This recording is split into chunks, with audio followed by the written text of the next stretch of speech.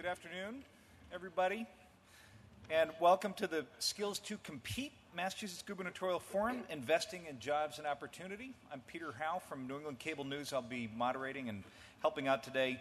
I want to thank, obviously, everybody for coming, and first of all, I want to acknowledge all our local and state elected officials collectively. If you're in public service, wave your hand. Thank you for being here and for your service. Thank you also to the directors of the training programs, heads of state agencies and local workforce boards, business leaders, educators, philanthropists, students, and community residents who are here. There is nothing that makes more clear what a critical issue jobs are for our state than the breadth of people and talent that's represented in this room. So thank you for that. And now I'd like to introduce our host today, Dr. Mary Fifield. She's the president of Bunker Hill Community College, and she will in turn introduce some of the key people at the table. Dr. Fifield. Thank you. Good afternoon.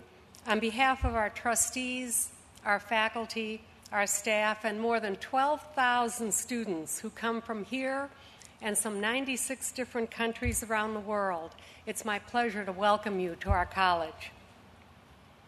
Bunker Hill Community College is one of more than 1,100 two-year institutions in this country, providing learning opportunities for half of America's college-going population. And Bunker Hill Community College, like our country's network of community colleges, offers degrees and certificates in high-demand fields that drive and sustain our region's economy.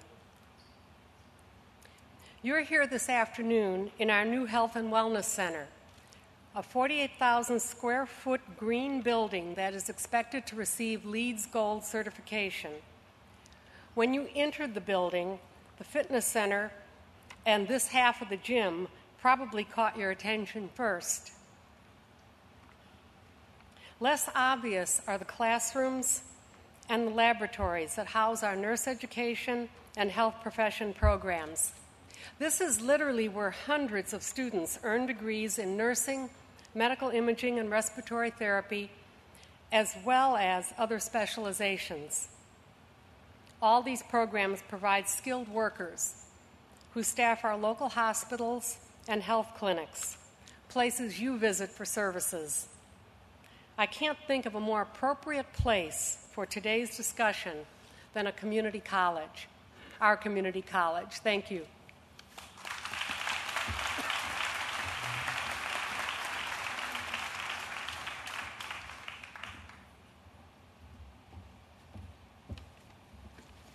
Thank you, Dr. Fifield, for hosting us this afternoon, and thank you, Peter, for moderating. Welcome, and thank you all for coming to the Skills2Compete Massachusetts Gubernatorial Forum, Investing in Jobs and Opportunity. My name is Loh-Sze, and I'm the director of SkillWorks, a public-private partnership led by the Boston Foundation and jointly supported by the City of Boston, the Commonwealth of Massachusetts, and 12 local and national foundations.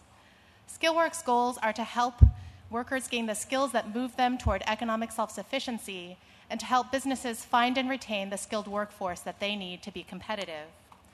Recently, a broad coalition of groups, including SkillWorks, released the Massachusetts Forgotten Middle Skill Jobs Report, which revealed that while 44% of the jobs in our state are middle skilled, only 32% of our workforce likely has the skills required to do those jobs. Now, Massachusetts is home to many important initiatives, such as the Workforce Training Fund, the Workforce Competitiveness Trust Fund, and adult basic education and ESOL programs that help to address the skills gap. Even so, SkillWorks believes that we need to do more, and we look forward to working with our next governor to ensure that the state does not lose its competitive edge and that we do not leave behind any of the Commonwealth's residents.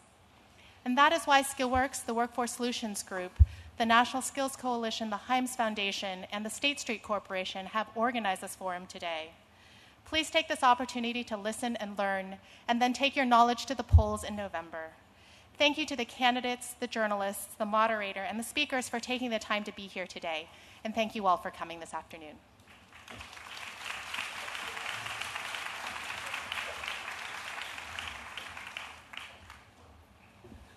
Good afternoon. I'm Paul Grogan, the president of the Boston Foundation, and as Loh-Sze said, we're delighted to have hosted the SkillWorks program, which has been nationally recognized and, in fact, been the basis for a major national workforce initiative.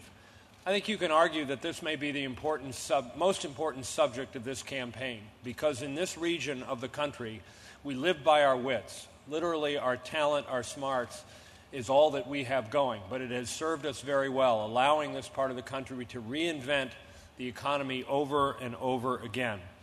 But there are troubling demographic trends that challenge our talent.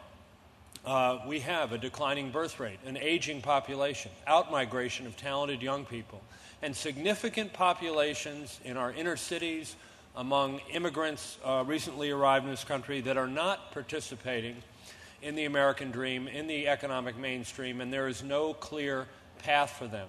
I think we have a right to ask every serious candidate for governor what their human capital strategy for Massachusetts is, because without one, we surely will not thrive. I want to thank the Workforce Solutions Group, State Street Bank, Hyams, and the National Skills Coalition, and especially Bunker Hill Community College for hosting this forum today. And it's now my pleasure to introduce an important partner in this and many other ventures, Alan Macdonald of the Massachusetts Business Roundtable.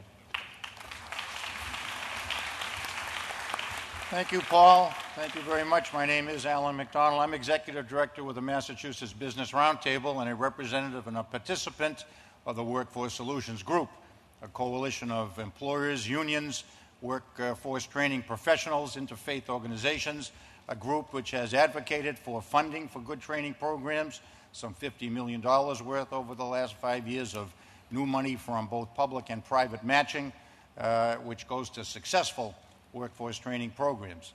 Skills training is so important, even in a down economy, maybe more so than in an up economy, always important. And we are grateful to the gubernatorial candidates for addressing these issues, because we want to see workers and potential workers aware of these programs, able to take advantage of them. And this is what we're going to see and make sure about in the next few years as well.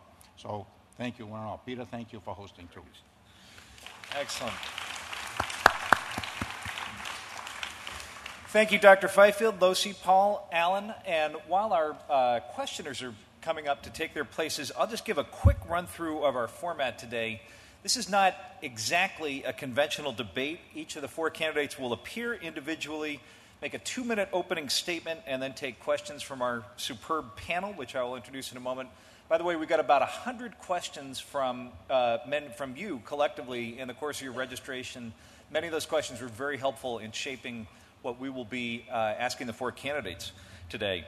If the conversation gets off track or boring, I may step in and redirect questions. Each candidate will get a 1-minute closing statement. Let me introduce our superb panel today from left to right.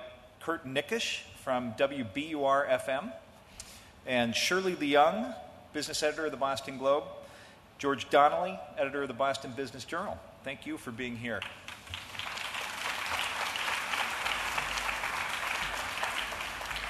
On their biographies and the biographies of the candidates, I won't waste your time. You can read about them in the program that you got today. We have timekeepers up front to enforce our time limits today. I will, as moderator, reserve the right to tyrannically cut people off, politely, but tyrannically. No booing or hissing ever today, please. And in terms of your applause, please hold that until the end, after candidates are done speaking. If you have a cell phone, turn it off. If it goes off, it will trigger the ejection seat. And just to give a little context and ground this conversation in some real-world experience, SkillWorks has asked some job training participants and employers to give testimonials in between the presentations by the candidates. And our first testimonial today will be coming from Alan Guerrero, who is a participant in the Healthcare Training Institute, an employee at Massachusetts General Hospital, mankind's greatest hospital, and a student right here at Bunker Hill Community College. So, Alan, thank you very much.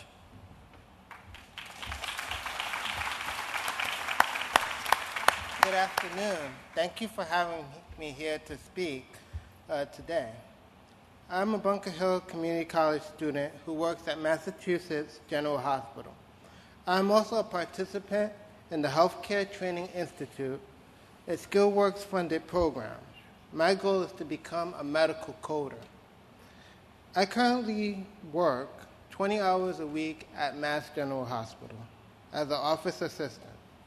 A couple of years ago, I decided to go to college to become a medical coder.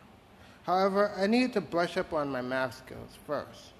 With the help of the teacher from JVS, Margaret McPartland, I passed the Accuplacer and did not have to take remedial courses. Everyone knows in our busy Boston lives how important time management is. My JVS counselor, Amy Zdanowicz, helped me use a 24-hour calendar to balance work and school. My BHCC professors are excellent.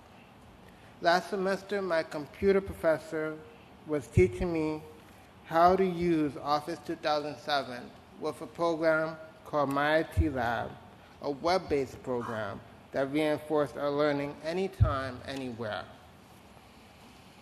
The teachers and the staff at Bunker Hill Community College and JVS are helping me to gain the skills I need to compete in the healthcare job market in Boston.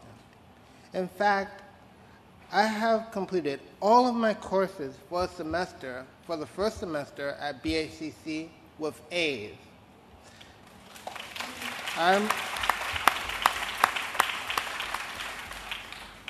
I'm looking forward to completing my studies and accomplishing my goal of becoming a medical coder.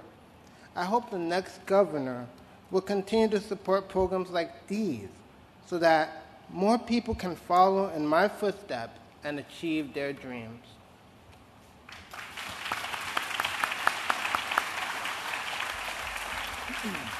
Alan Guerrero, thank you very much, and we all wish you the very best with the road ahead of you.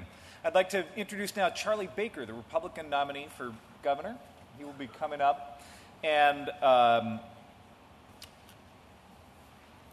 on up, Charlie. Thank you. Please welcome